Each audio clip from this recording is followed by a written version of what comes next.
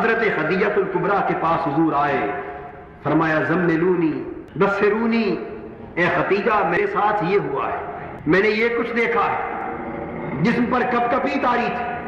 حضرت خدیجہ الکبریٰ نے کمبلی لے کر، ایک کمبل لے کر، موٹی چادر لے کر حضور کو اڑا دی۔ جب حضور نے اپنی کیفیات بیان کی تو حضرت خدیجہ الکبریٰ رضی اللہ تعالی عنہا نے اسی نور نبوت کے حصول کی خاطر ہی تو حضور کو قبول کیا تھا۔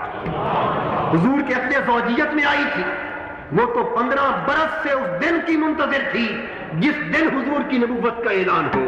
بس حضور نے جب ان کیفیات کا ذکر کیا تو روایات میں آتا ہے کہ وہ بے ساختہ حضور کے جسد اقدس سے لپٹ گئی۔ قربان جائیں ان لمحوں کی لطافت پر جب حضور کی نبوت کا اعلان سن کر حضرت خدیجہ الکبریٰ نے حضور کو اپنے ہاتھوں کے حالے میں لے لیا ہوگا، حضور کو لیٹا دیا اور عرض کیا یا رسول اللہ صلی اللہ علیہ وسلم آپ گھبرائیے نہیں، اس لیے کہ اللہ تعالیٰ آپ کے ساتھ ہمیشہ کرم ہی کرے گا، کیونکہ میں نے جب سے آپ کو دیکھا ہے میں نے آپ کو یتیم پروری کرتا دیکھا ہے، بے افغان کی مدد کرتے دیکھا ہے، بے روزگاروں کو روزگار فراہم کرتے دیکھا ہے، دکھیوں کے دکھوں کا مداوا بنتے دیکھا ہے۔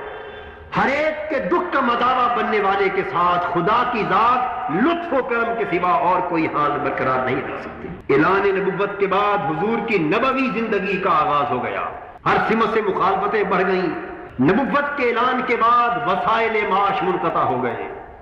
اب جب اعلان نبوت کا فریضہ سونپ دیا گیا اور تبلیغ رسالت کا فریضہ سونپ دیا گیا تو اب سامان تجارت لے کر منڈیوں میں جانا حضور کے لیے امن ممکن نہ رہا۔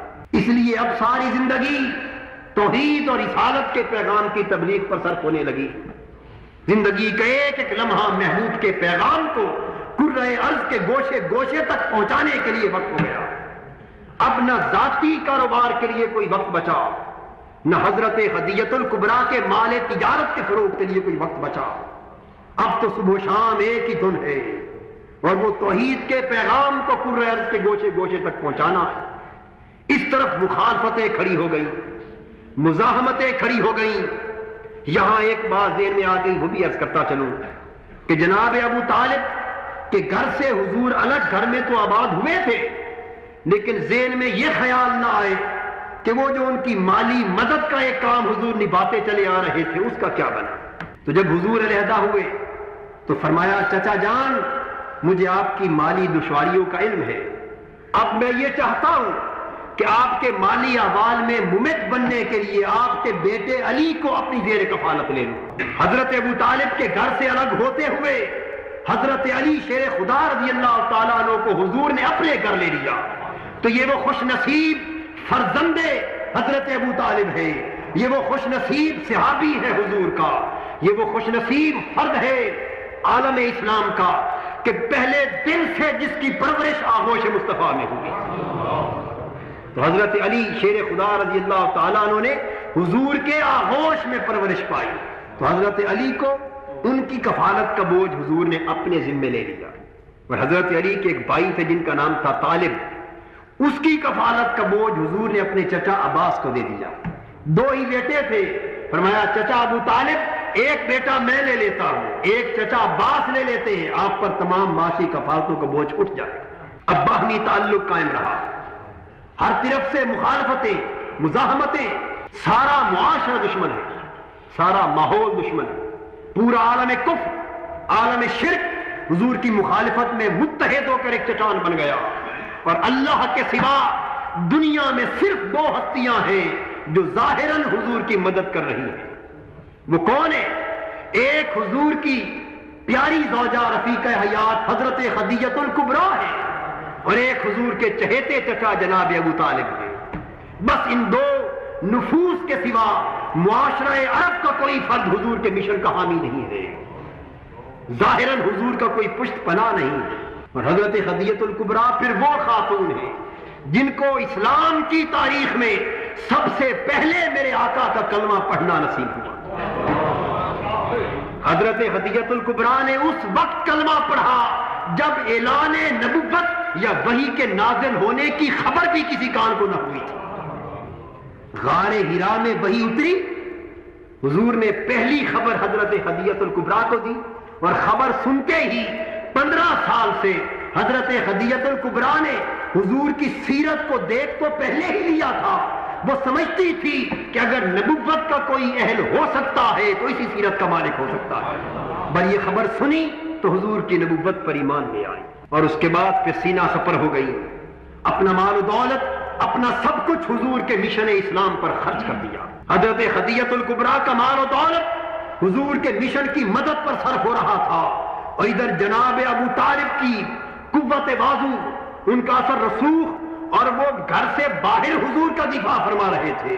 خدیجہ الکبریٰ حضور کے مشن کو مالی امداد فراہم فرما رہے تھے، تو ان کا مال و تجارت حضور کے مشن پر صرف ہونے لگا۔ اتنی صحبتوں کے دور انہوں نے حضور کے ساتھ گزارے، وہ دور جب مخالفتیں تھیں، جب حضور کے مقدس خون کے پیاسے تھے، ہر سو حضور پر حملے ہو رہے تھے، جب معاشرتی مقاطعے ہو رہے تھے، اس وقت بھی حضرت خدیجہ الکبریٰ حضور کا ساتھ دے رہی تھی۔ تمام عرب کے قریشیوں نے، کافروں نے مل کر فیصلہ کر لیا کہ بنو ہاشم اگر محمد صلی اللہ علیہ وسلم توحید اور رسالت کی تبلیغ سے باز نہیں آتا تو پھر سارا کا سارا عرب معاشرہ اور تمام قریش اس محمد اور اس کے خاندان کے ساتھ قطع تعلقات کر لو۔ جناب ابو طالب نے حضور علیہ الصلوۃ والسلام سے پوچھا کہ پیارے بھتیجے، میں اکیلا آدمی، میری پشت پر بہت بوجھ پڑ چکا ہے، کیا ایسا ممکن ہے کہ اس مخالفت کے بوجھ کو کم کر دیا جائے؟ حضور نے فرمایا، چچا جان، اگر شرق سے غرب تک پوری دنیا میری مخالفت پر اتر آئے اور کوئی ایک شخص بھی میری دعوت پر میرا حامی اور ساتھی نہ رہے تو پھر بھی محمد صلی اللہ علیہ وسلم توحید کی دعوت کو انسانیت تک پہنچانے سے نہیں روک سکتا۔ جناب ابو طالب نے کہا کہ میرے پیارے بھتیجے، اگر اپنے مشن پر تیرا عزم اتنا پختہ ہے تو قسم ہے اس رب کی، تو اپنا کام کرتا چل، میرے خون کا آخری قطرہ بھی تیری حفاظت کا صرف ہو جائے گا۔ جناب ابو طالب نے کہا کہ اے ملک عرب کے واسیوں، تم جو چاہو کر لو، محمد صلی اللہ علیہ وسلم نہ اپنے مشن سے باز آ سکتے ہیں اور نہ میں ان سے تعلق توڑ سکتا ہوں۔ 3 سال کے لیے ایک گھاٹی میں حضور کو، حضور کی زوجہ حضرت خدیجہ الکبریٰ کو، جناب ابو طالب کو، حضرت علی کو اور حضور کے سارے خاندان کو قید کر دیا گیا۔ 3 سال اس قید خانے میں، اس گھاٹی میں بسر کیے۔ حضرت خدیجہ الکبریٰ کی عمر زیادہ ہو چکی تھی، کچھ عمر کی زیادتی، کچھ ضعف اور کمزوری نے اس حالت تک پہنچا دیا کہ آپ کچھ تکلیف میں مبتلا ہوگی۔ 3 سال کی اس قید اور صعوبت کے بعد جب حضور کی عمر مبارک 47 برس کو پہنچی تھی تو حضور شیب ابی طالب میں قید کیے گئے تھے۔ 50 برس کو عمر مبارک پہنچی تو آزادی ہوئی۔ 3 سال اس شیب میں گزارنے کے بعد جب باہر آئے تو اسی سال حضرت خدیجہ الکبریٰ رضی اللہ تعالیٰ عنہ کا بھی انتقال ہو گیا، اور اسی سال اس ظاہر دنیا میں حضور کے بچپن سے لے کر اب تک کے واحد کفیل جناب ابو طالب کا بھی انتقال ہو گیا۔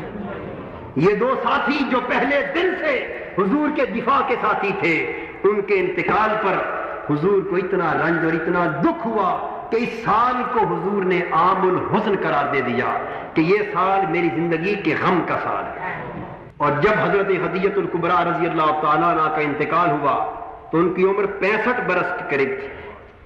11 رمضان المبارک کی تاریخ تھی اور 10 سن نبوت تھا جب حضرت خدیجہ الکبریٰ کا انتقال ہوا۔ انا للہ و انا الیہ راجعون۔